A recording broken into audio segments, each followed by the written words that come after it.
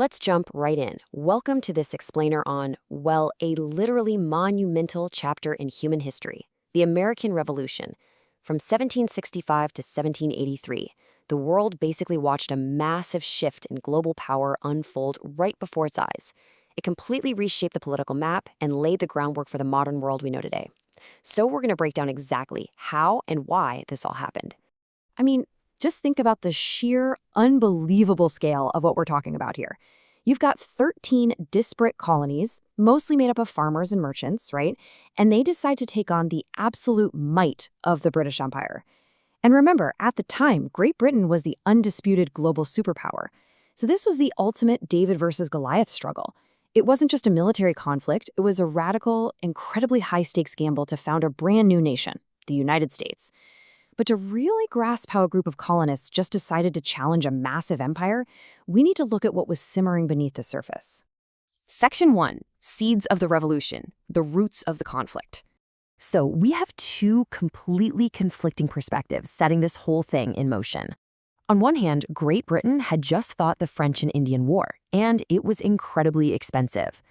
To pay off those massive war debts, the British government tightened its control over colonial trade and slapped on new taxes, specifically the Stamp Act in 1765, and later on, the Townshend Acts. From their point of view, hey, the colonies just needed to pay their fair share. But for the colonists, this sparked absolute outrage. They coined that famous phrase you've probably heard, taxation without representation. The colonists fundamentally believed they shouldn't be taxed by a British parliament located an ocean away, especially since they had absolutely zero elected representatives sitting in that parliament. They were essentially being dictated to without having a voice. Now, this friction over taxes quickly morphed into something much, much deeper: the concept of government by consent. This wasn't just a squabble over money anymore. It was fueled by a growing desire for liberty that was really rooted in the Enlightenment. Thinkers like John Locke were heavily promoting this idea of natural rights, basically the belief that you are born with certain rights that a king just cannot take away.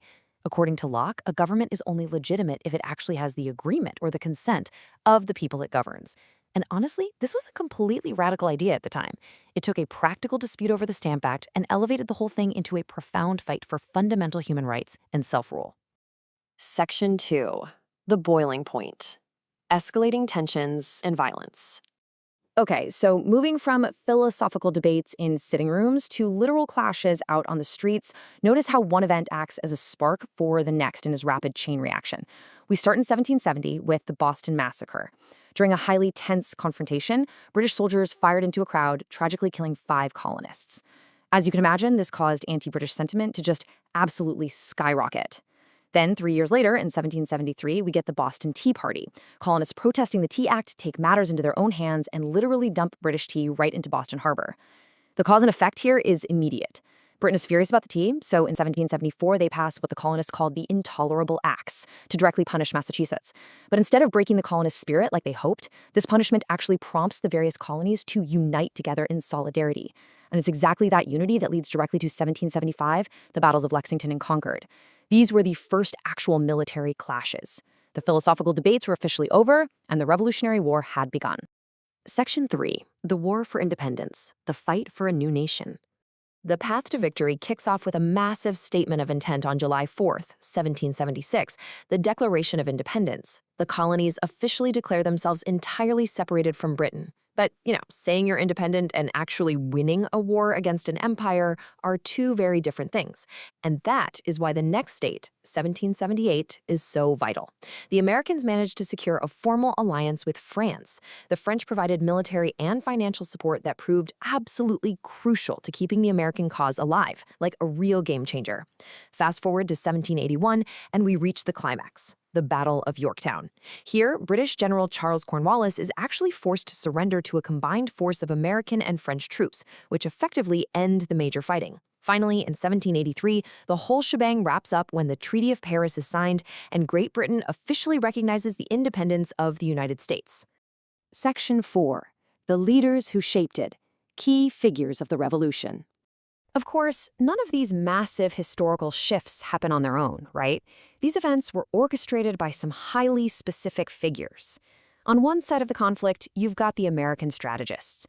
George Washington served as the commander of the Continental Army, basically holding the entire military effort together through sheer force of will. Then you have Thomas Jefferson, the principal author of the Declaration of Independence. He was the one who actually put those complex Enlightenment ideas of liberty into words. Then there's Benjamin Franklin, the brilliant diplomat who traveled overseas and successfully secured that indispensable French support we just talked about. And contrasting directly against all of them is King George III, the British monarch during the Revolution, representing this mighty empire desperately trying to maintain its grip on the colonies. Section 5. The Legacy of Liberty, the Aftermath and Global Impact. So they fought the war, they won, and they defeated the monarch. The long-lasting ripple effects of this revolution were truly monumental.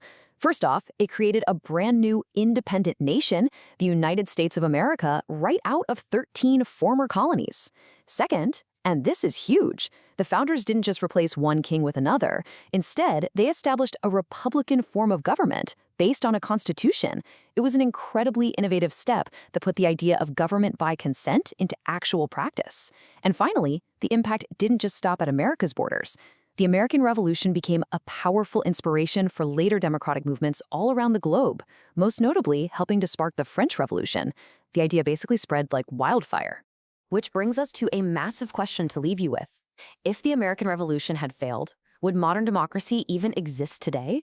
We've seen how a dispute over taxes transformed into a global movement for liberty that fundamentally reshaped the world. It's absolutely fascinating to consider just how different our global political landscape might be right now if the British Empire had actually managed to crush that rebellion. Thank you so much for joining me for this explainer. Keep asking questions and keep exploring history.